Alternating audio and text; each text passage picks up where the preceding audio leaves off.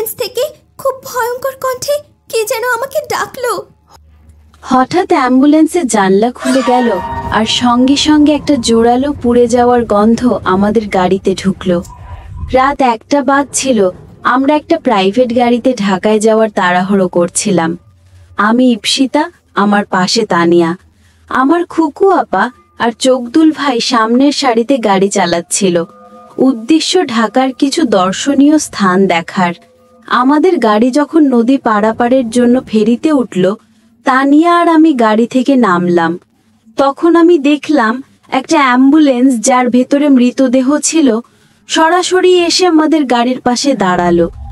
ওরাও নদী পার হওয়ার অপেক্ষায়। কিছু সময় পর আমরা নদীর পাড়ের দিকে পৌঁছলাম। গাড়িতে উঠতেই তানিয়া অ্যাম্বুলেন্সের ভেতর থেকে কিছু আওয়াজ শুনল। ভাই, এই মৃতদেহটা কিছুক্ষণ পর পর হঠাৎ নড়ছে। তানিয়া একদম শক হয়ে গেল আর সঙ্গে সঙ্গে গাড়িতে বসে পড়ল। আমি তার চোখ আর মুখ দেখে বুঝলাম কিছু একটা তো ঘটেছে। জিজ্ঞেস করলাম, কিন্তু সে কিছু বলতে চাইল না। এখন আমি তার হাত ধরে বোঝানোর চেষ্টা করছিলাম সে কি হয়েছে অবশ্যই বলতে হবে। তখন তানিয়া আমাকে অ্যাম্বুলেন্সের ঘটনাটা বলল। শুনে আমি নিজে অবাক হয়ে গেলাম। খুকু আপা খুব হাসি খুশি একজন মানুষ। সে যেখানেই যায় সেখানেই হাসি ঠাট্টা করে পরিবেশটা মজার করে তোলে। তুমি ওর সঙ্গে থাকলে দুঃখ পাওয়া যায় না। আমরা দুজনেই চেষ্টা করছিলাম স্বাভাবিক থাকার, তানিয়া সম্পর্কে কিছু না বলেই। প্রায় 15 থেকে 20 মিনিট পরে হঠাৎ তানিয়া জানলার পাশের অ্যাম্বুলেন্সটা দেখতে পেল। ভয় সে কাঁপতে লাগলো আর আমার হাত ধরল। তার অবস্থা আমি কিছুটা বুঝতে পারছিলাম। তখন আমি চোখদুল ভাইকে বললাম, ভাই, গাড়ি একটু ধীরেই চালাও।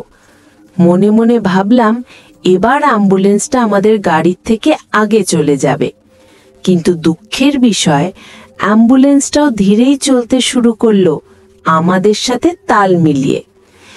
তানিয়া আর আমি চুপচাপ বসেছিলাম। কিছুক্ষণ পর খুকু আপা বললেন, অরে বাবা, কি হলো তোমার? এত চুপচাপ কেন বসে আছো? না, কিছু হয়নি।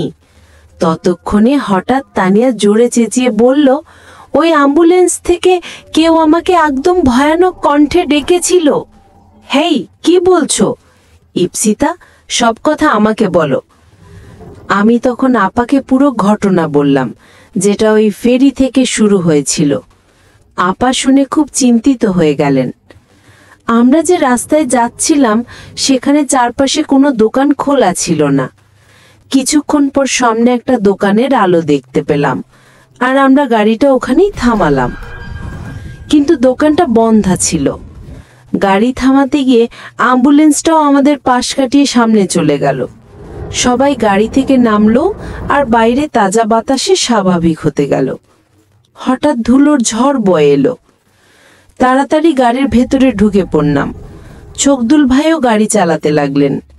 কিছুক্ষণ পর আবার সামনে অ্যাম্বুলেন্স রাস্তার পাশে দাঁড়িয়ে আছে।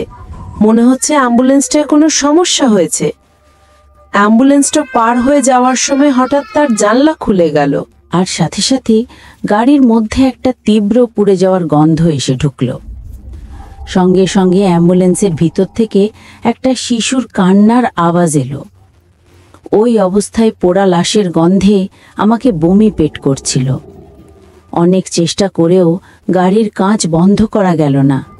খুকু আপা তার মোবাইল থেকে পরিচিত কোনো ধার্মিক ব্যক্তিকে ফোন দেবার চেষ্টা করছিলেন, কিন্তু নেটওয়ার্ক না থাকার কারণে ফোনটা লাগলো না। এদিকে তানিয়া ভয়ে চোখ বন্ধ করে গাড়ির সিটে বসে আছে। কিছুক্ষণ এভাবে কাটানোর পর পোড়া লাশের গন্ধ একটু কমতে শুরু করলো। হঠাৎ করেই চকদুল ভাই ব্রেক চেপে গাড়ি থামিয়ে দিল। সঙ্গে সঙ্গে খুকু আপা বলল, এই কি হয়েছে, কেন গাড়ি থামালি? সামনের রাস্তার ধারে একজন মেয়ে বাচ্চা কোলে নিয়ে দাঁড়িয়েছিল মনে হয়, সেটা দেখে আমি তাড়াতাড়ি ব্রেক মারলাম। চকদুল ভাইয়ের কথা শুনে আমরা সবাই ভয়ে দৌড়ে উঠলাম। কিছুক্ষণ পর আবার গাড়ি চলতে শুরু করলো, কিন্তু রাস্তা পেরোনোর পরেই আমাদের পাশ দিয়ে অ্যাম্বুলেন্সটা চলে এলো। আর ঠিক তখনই গাড়ির চারদিকে পুড়ন্ত লাশের গন্ধ ছড়িয়ে পড়ল। এখন খুকু আপা ঠিক করলো অ্যাম্বুলেন্সের লোকদের সঙ্গে এ ব্যাপারে কথা বলবে। চাকদুল ভাই গাড়ি দ্রুত চালিয়ে অ্যাম্বুলেন্সের সামনে রাস্তার মাঝখানে গাড়ি থামালো। অ্যাম্বুলেন্সও থামলো। ড্রাইভার নামলো আর বলল, এই কি হয়েছে তোমাদের? রাস্তার মাঝখানে গাড়ি থামিয়ে দাও, আমরা তো একেবারে বিপদে আছি। তারপর চকদুল ভাই অ্যাম্বুলেন্স ড্রাইভারকে ঘটনা সবটা বলল। তখন ড্রাইভার খুব চিন্তিত মুখে বলল, দেখো, তোমাদের সাথেও এমন অদ্ভুত ঘটনা ঘটছে।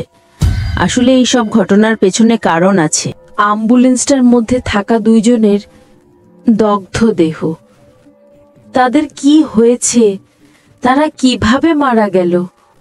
ঢাকার মিরপুরে একটা দম্পতি আর তাদের একটা বাচ্চা থাকতো। কোনো কারণে স্বামী তার স্ত্রী আর বাচ্চাকে পদ্মা নদীর ওপারে নিয়ে গিয়ে জ্বালিয়ে মেরে ফেলেছে। 2 দিন পর স্থানীয়রা মৃতদেহ দেখে পুলিশকে খবর দেয়।